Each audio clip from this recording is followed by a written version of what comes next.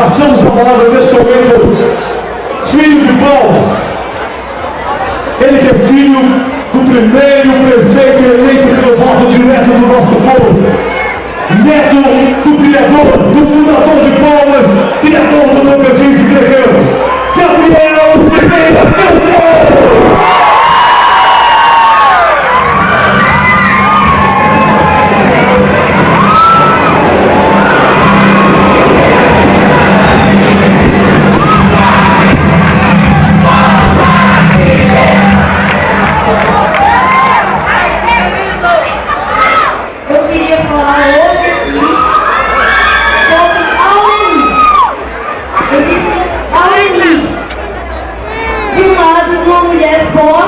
Da velha, de outro lado, um bairro que o governo não está nem aí. Tem muita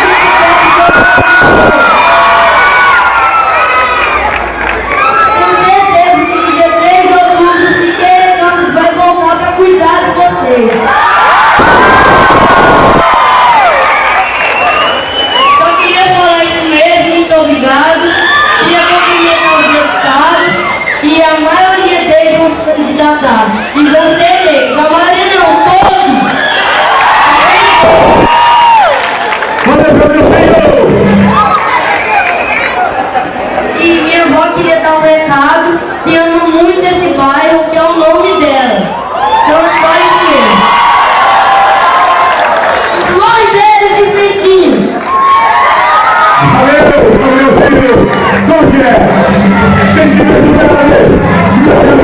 Gabrielzinho, filho do Eduardo Campos, neto do Eduardo Campos, com a dona Aurelice Campos.